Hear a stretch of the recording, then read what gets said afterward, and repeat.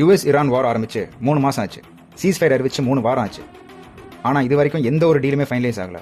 Straight of ஹோர்முஸில் US Plackett அப்படியே தான் இருக்குது. ஆனால் அந்த போர்ட் இன்னும் ஈரான் கண்ட்ரோலில் தான் இருக்குது.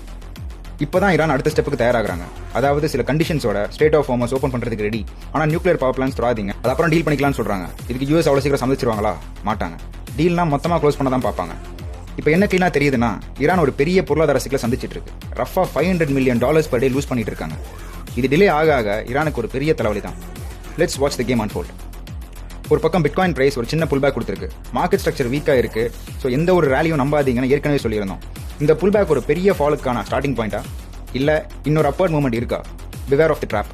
ஆயில் பிரைசஸ் சொல்லவே வேணாம், எந்த ஒரு டீலும் ஃபைனலைஸ் ஆகல. So prices are shooting up. US stock மார்க்கெட்டுக்கு இது முக்கியமான வாரம். மேக்னிஃபிசன்ட் 7 சொல்லக்கூடிய Amazon, Microsoft, Meta platforms, Alphabet and Apple கம்பெனிஸோட earnings report, Fed meeting, US Iran பேச்சுவார்த்தை எல்லாமே இந்த வீக் நடக்கிறதால this is an important week. So எதுக்கு வெயிட் பண்ணிட்டு let's dive right in guys. அதுக்கு முன்னாடி வீடியோக்கு ஒரு லைக் போட்டுட்டு சேனலை சப்ஸ்கிரைப் பண்ணலன்னா சப்ஸ்கிரைப் பண்ணிட்டு அந்த பெல் ஐக்கானை கிளிக் பண்ணிடுங்க. அப்போ தான் உங்களுக்கு இன்ஸ்டன்ட் அப்டேட்ஸ் கிடைக்கும். நீங்களும் ஒரு குயிக் கால் எடுக்கலாம்.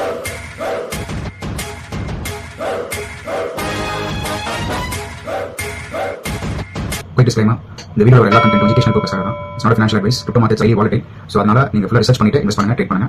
Take this as educational videos. Thank you. Okay, starting off with pander bubbles. இன்னைக்கு ஒரு சின்ன புல் பேக் கிடச்சிருக்கு. அதனால எல்லாமே மோஸ்ட்லி ரெட்டாக இருக்குது. அங்கங்கே சின்ன பாசிட்டிவ் தெரிஞ்சாலுமே இன்னைக்கு ஒரு சாலிடான புல் பேக்கு அப்புறம் கிடைச்ச மூமெண்ட் தான் எல்லாமே. ஸ்டாக்ஸ் பக்கம் பார்த்தா அது இன்னும் பாசிட்டிவாக அப்படியே தான் இருக்குது. நம்ம ஏற்கனவே சொன்ன மாதிரி இந்த வீக் ஒரு முக்கியமான வீக். மேக்னிஃபிசன்ட் 7 கம்பெனிஸோடைய ஏர்னிங்ஸ் ரிப்போர்ட்லேருந்து Fed meeting interest rate cut ஆகுதா அதை பொறுத்து, ஜியோபாலிட்டிக்கல் டென்ஷன்ஸ், அதாவது யூஎஸ் ஈரானுடைய பேச்சுவார்த்தை, பீஸ் ஸ்டாக்ஸ் எப்படி போகுங்கிறத பொறுத்து, டீல் எப்படி ஃபைனலைஸ் ஆகுங்கிறத பொறுத்து மார்க்கெட் எப்படி ரியாக்ட் பண்ண போகுதுன்னு தெரிஞ்சுக்க போகிறோம். பட் ஃபார் நவ் லாஸ்ட் 2 வீக்ஸில் கிடைச்ச மூமெண்ட்டில் இருந்த பாசிட்டிவிட்டி அப்படியே குறையில, கொஞ்சம் அப்படியே ஸ்ட்ராங்காக ஹோல்ட் ஆகிட்டு இருக்கு. So let's wait and watch guys. Moving on to some tweets. Crypto sentiment hits highest level since January. ஜானுக்கு அப்புறம் இவ்வளோ ஒரு நல்ல ஸ்கோரு கிரிப்டோ நம்ம பார்த்ததே கிடையாது. ஏன்னா ஜான்லேருந்தே பார்த்தீங்கன்னா கம்ப்ளீட் டிக்ளைன் தான். 8th ஜான்லாம் பார்த்தீங்கன்னா அரௌண்ட் 30+ தான் ஸ்கோர் இருந்திருக்கு. அதாவது எக்ஸ்ட்ரீம் எக்ஸ்ட்ரீம் ஃபியரில் தான் வந்து ஸ்கோர் இருந்திருக்கு. இப்போ தான் பார்த்தீங்கன்னா இந்த லாஸ்ட் வீக்கில் தான் ஸ்கோர் நல்லா ஷூட் அப் ஆகி 47 வந்து நிற்கிது. இது சஸ்டெயின் ஆகுமா என்னங்கிறது ஒரு நாட்களில் பார்ப்போம். இந்த ட்வீட் பாருங்கள்.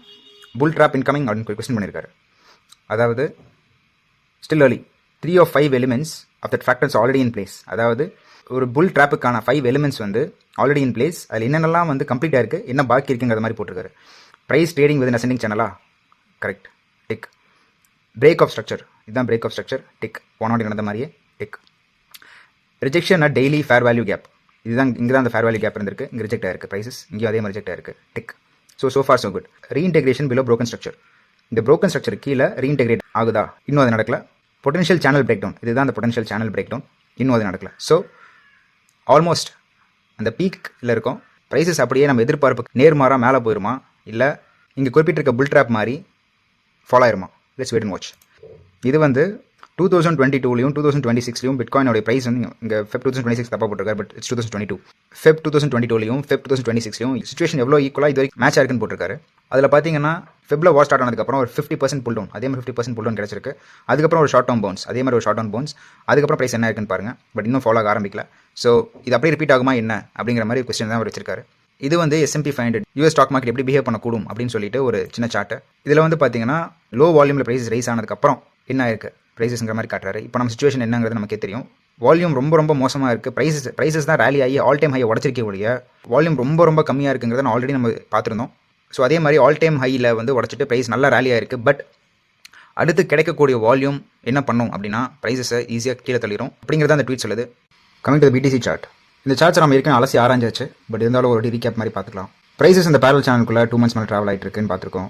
இப்போ அந்த சேனலோட பீக்கில் ப்ரைஸஸ் இருக்குது. இது வந்து ஸ்ட்ரென்த் ஆயிடுச்சான்னு கேட்டிங்கன்னா ஹைலி டவுட்ஃபுல்னு சொல்லியிருந்தேன். ஏன்னா அதுக்கு பல ரீசன்ஸ் இருக்குது. டிக்ளைனிங் வால்யூம், 200 EMA வந்து ஒரு ஸ்ட்ராங் ரெசிஸ்டன்ஸ் ஆக்ட் பண்ணணும்னு சொல்லியிருந்தேன்.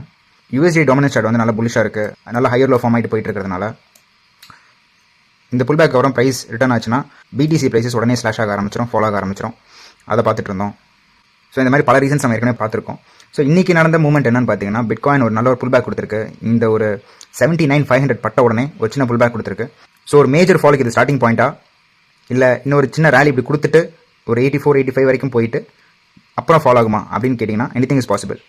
ஓகே, பட் ப்ரைஸ் புல்லிஷ் ஆகிறதுக்கு ப்ரைஸ் இந்த ஜோனில் தாண்டி சில வீக்ஸ் இங்கே ட்ராவல் ஆகிட்டு மேலே போனால், அதுங்க ஸ்ட்ரென்த்தன் ஆகிட்டு ப்ரைஸ் மேலே போனால் மட்டும்தான் BTC is bullish and we can start buying BTC. But இந்த இடத்த அதை கிராஸ் பண்ண முடியாமல் ஸ்ட்ரகிள் பண்ணணும்னு தான் எக்ஸ்பெக்ட் பண்ணப்படுது. Mostly prices will fall down. So let's wait and watch. Gold and silver it's pretty much the same. பெரிய moments இல்லை. Oil is appearing very strong. ஏன்னா வந்து இன்னும் எந்த டீலும் ஃபைனலைஸ் ஆகலை, எதுவுமே வந்து க்ளோஸ் ஆகலைங்கிறதுனால ஆயில் வந்து ரொம்ப ஸ்ட்ராங்காக தெரியுது. இன்னும் பி ஸ்டாக்ஸ் எதை நோக்கியும் போகல, இல்லை எந்த ஒரு டீலும் ஃபைனலைஸ் ஆகலைன்னா ப்ரைஸ் இன்னுமே மேலே போகும். இப்போதைக்கு oil is appearing very strong. there's no stopping oil for now. S&P 500 பற்றி உங்களுக்கு முன்னாடி சொல்லியிருந்தோம். இந்த டிக்ளைனிங் வால்யூமோட ப்ரைஸ் ரைஸாக இருக்குது. இந்த வீக் ரொம்ப குரூஷியலான வீக். ஏன்னா டாப் கம்பெனிஸோட earnings report, Fed share meeting இருக்குது, US இரான் பேச்சுவார்த்தைகள் இருக்குது. இதெல்லாம் பேஸ் பண்ணி ப்ரைஸஸ் எப்படி மூவ் ஆகுதுன்னு பார்ப்போம். பட் for now இதில் ட்ரேட் எடுக்கிறதுக்கு ஒன்றுமே கிடையாது. ஜஸ்ட் வெயிட் அண்ட் வாட்ச் தான். ஸோ ஃபைனலாக சொல்லணும்னா BTC ஒரு கிரிட்டிக்கல் பாயிண்ட்டில் இருக்குது. It's a matter of a week or two. இந்த ஜோனில் ரொம்ப நாள் வந்து ப்ரைஸஸ் சஸ்டெயின் பண்ண முடியாது. either it has to break up or start falling down. So எதுவாக இருந்தாலும் maximum 1 or 2 weeks price movement தெரிஞ்சிடும். So this is it for today guys. இன்னும் இன்ட்ரெஸ்டிங்கான அனாலிசிஸ் அண்ட் அப்டேட்ஸோட உங்களை அடுத்த வீடியோவில் சந்திக்கிறேன். until then stay sharp, stay patient. See you guys, bye.